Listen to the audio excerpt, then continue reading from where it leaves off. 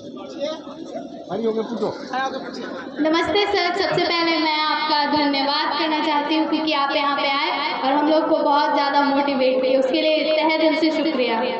Sir मेरा नाम शुक्रिया हुआ सर मेरा आपसे ये क्वेश्चन था कि जैसे हम लोग कोई भी एग्ज़ाम का प्रिपरेशन करते हैं तो उस टाइम हम लोग को बहुत ज़्यादा डिमोटिवेट होता है, तो उस पूरी जर्नी में खुद को फोकस करने के लिए हमें क्या करना चाहिए? जैसे कि आप भी प्रिपरेशन कर रहे होंगे तो आपको भी बहुत ज़्यादा डिमोटिवेशन हुआ था, जैसे कि कोई आसपास में ही लोग कहते हैं कि तुमसे नहीं हो पाएगा, तुम नहीं कर पाओगे या फिर कुछ भी, तो हम लोग को उस टाइम माइंड में आता है कि वो शायद सही बोल रहा है, हमसे ये नहीं हो पाएगा, ये बहुत टफ है कोई भी एग्जामिनेशन।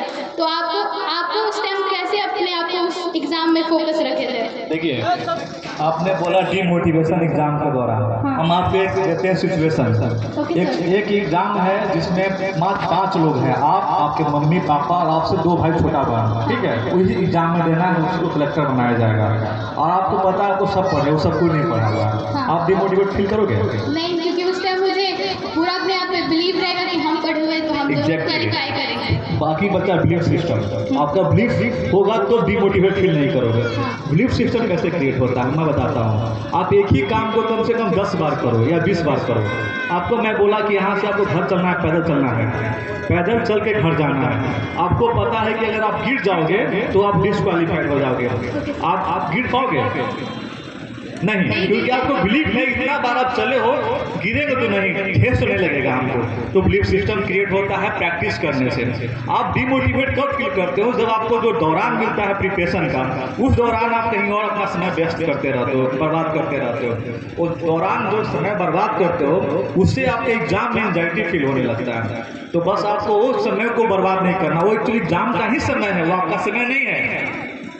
आपको जब एग्जाम का प्रिपरेशन शुरू कर दिया गया कि एग्जाम 30 सितंबर को, एक एग्जाम्पल दे रहा हूँ, आप 30 सितंबर को आप नोटिफिकेशन आ गए हैं तो आपने तैयारी शुरू कर देनी है। तैयारी रुकनी नहीं है कि आप 30 सितंबर तक वेट करेंगे, अभी तो है चलते मामा के यहाँ, मौसा के यहाँ, ये सब करने से आप डिमोटिवेट करोगे एग्जाम के दौरान। तो बस वहीं से वो सिस्टम क्रिएट होती है। समझ गया आपकी बात? तो आपको प्रिपरेशन करना है, रिग्रेस करना है पूरा दौरान, वो सब आपका समय ही है, तो किसी का समय नहीं है। अगर वहाँ का वेस्ट करते हो तो डिमोटिवेट फील करोगे, डिमोटिवेट फील करोगे क्योंकि आपके पास बिलीफ सिस्टम क्रिएट नहीं होगा। सर एक और क्वेश्चन है कि जैसे हम लोग कोई भी एग्जाम का प्रिपरेशन स्टार्ट करते हैं तो सबसे पहले वो चीज़ को, मतलब वो शेड्यूल या फिर जो भी चीज़ हमें पढ़ना रहता है उसको स्टार्ट करने में सबसे ज़्यादा टाइम लगता है। कोई भी चीज़ का, जैसे कि हम लोग एग्ज़ाम अगर हम लोग को किसी चीज़ का है तो अगर हम लोग को कोई सिलेबस पढ़ना है तो हम लोग को पता नहीं चलता है कि हम लोग क्या पढ़े क्या नहीं पढ़े, कैसे शुरू करें, तो सबसे ज़्यादा टाइम उसी में लगता है। तो उसको कैसे हम लोग मैनेज कर पाएंगे? हाँ, देखिए कैसे मैनेज कीजिएगा। देखिए एग्जाम आपके लिए नया होगा, सबके लिए नया तो नहीं होता है, आपके लिए नया होगा। तो एग्जाम जैसे कि हम आपके प्रिपरेशन करते हैं, आपको शादी में जाना है, पहले आप कपड़ा पहनोगे फिर नहाओगे, ऐसा पहले नहाएंगे उसके बाद फिर कपड़ा पहनोगे। सिंपल सी चीज़ है कि आप अरेंज करो चीज़ों को। पहले कौन सा जो सबसे पहले वाला चीज़ है, स्लो प्रोसेस है, उसको पहले निपटाना है। जैसे आपको सबसे कमजोर, जैसे आपको मैथ्स कमजोर होगा और हमको हिंदी स्ट्रॉन्ग है, एक एग्जाम्पल दे रहा हूँ, या फिर मेरा, तो हम सबसे कमजोर चीज़ को पहले शुरू कर दिए रहेंगे और सबसे मतलब जब इजी सब्जेक्ट है उसको लास्ट में करके मैनेज कर लेंगे। और फिर ऐसे करके, और आपको कौन बताएगा? टीचर बताएगा, जो सक्सेसफुल इंसान वो बताएगा, तो समझ में आएगा नहीं? ठीक है ना? एक बच्चा को बोलिए कि तैयार होना, नहीं तैयार हो पाएगा, ठीक है। तो आप गाइडलाइंस यहीं से, टीचर का गाइडलाइंस है, सिर्फ टीचर का गाइडलाइंस यहीं पर शुरू होता है कि आपको बताएगा, आपको डाउट है वो क्लियर करेगा, आपको क्लियर रास्ता दिखाएगा कि कौन रास्ता पहले क्या कंप्लीट करके रखना है, कौन सा एग्जाम के प्रिपरेशन में कितना प्रैक्टिस सेट पहले लगा लेना रहता है। प्रैक्टिस सेट से क्या होगा कि आपको क्वेश्चन रखने में गलती नहीं होंगे, सब चीज़ आपको लिखने में जो हैंड राइटिंग स्पीड है वो सब क्लियर रहेंगे, तो सब क्लियर हो जाएंगे आपके। और सर एक और मेरा क्वेश्चन था कि जैसे कि हम लोग बिहार से बिलोंग करते हैं तो यहाँ पे मतलब पहले के मुताबिक तो बहुत सुधार हुआ है, लड़कियों के एजुकेशन के लिए बहुत प्रॉब्लम, जैसे कि अगर हम लोग हायर एजुकेशन में जाना चाहते हैं तो जो पेरेंट्स होते हैं वो लड़कियों को ज़्यादा प्रेफर नहीं करते हैं, बॉयज़ लोग को ज़्यादा प्रेफर करते हैं। तो उस टाइम हम अपने पेरेंट्स को कैसे समझाएंगे कि हम भी ये कर सकते हैं और हम भी आगे पढ़ सकते हैं? देखिए सबसे बड़ी बात है कि ये जो धारणा है वो शुरू से चलती आई है कि धारणा को खत्म करने के लिए गवर्नमेंट ने बहुत इनिशिएटिव लिया है, जैसे 35% रिजर्वेशन मिला है, तो आप पेरेंट्स को कैसे सुधार सकते हैं या कैसे बता सकते हैं? पेरेंट्स या तो आपको आपके नहीं, किसी के जो पेरेंट्स हैं वो जागरूक नहीं होंगे, वो मीडिया से, सोशल मीडिया से अलग होंगे, समझ में उनको आ नहीं रहा है पहली बात। उनको किसी से लोग से मिलवाइए, अपने फ्रेंड से या फिर अपने टीचर से उनको मिलवाइए, कन्वेंस कीजिए, क्योंकि आप उनको एलिमिनेट नहीं कर सकते पूरा जर्नी में, और वही आपको सपोर्ट करने वाले हैं, समझे?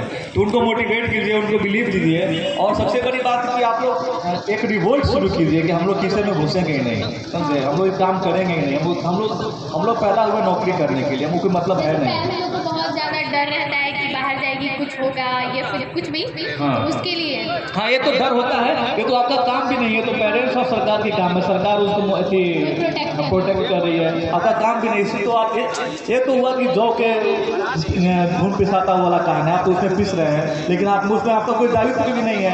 आप तो एक सिंपल स्टूडेंट है, आप बाहर एजुकेशन के लिए जाना चाहती हैं और समाज इस तरीका से क्रूर है और आपको यहाँ पेरेंट्स आपको दबाव कर, इसमें आपका कोई गलती नहीं है, तो इसमें आपका आप छोड़ दीजिए रिस्पॉन्सिबिलिटी। आप जिस एरिया में जहाँ पे हैं वहीं पर, जरूरी नहीं कि हम बाहर जाके ही पढ़ें, ऐसा नहीं, ऐसा हम लोग के लिए पॉसिबल होता है क्योंकि हम लोग अच्छे परिवार से रहे, मतलब सब सपोर्ट समाज में किया। ऐसे कितने समाज हैं कि सपोर्ट नहीं कर पाते, जैसे किसी तो ठीक है समाज सब कुछ सपोर्ट करते हैं, लेकिन ऐसा कितने गाँव में तो सपोर्ट नहीं करते हैं।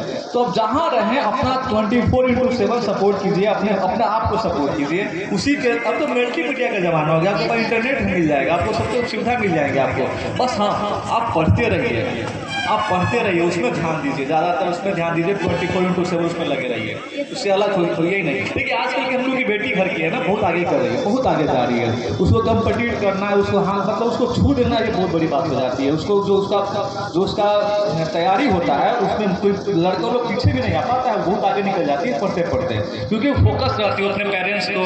वो लड़की लोग अपने पेरेंट्स, माता पिता के सेंटिमेंट से जुड़ी होती है, उनको नाम आगे करने के लिए, नाम ऊँचा करने के लिए जुड़ी रहती है, तो आप लोग को लगन बहुत ज़्यादा होता है, समझे? और समाज इससे डर जाता है कि आगे बढ़ जाएगी तो क्या होगा इसका, ऐसा, तो आप उस पर ध्यान मत दीजिए, समाज का काम उनको समाज सोच लेगा, आप अपना पर ध्यान दीजिए, आपके पेरेंट्स ठीक हैं तो ठीक हो जाएंगे आप, ठीक है?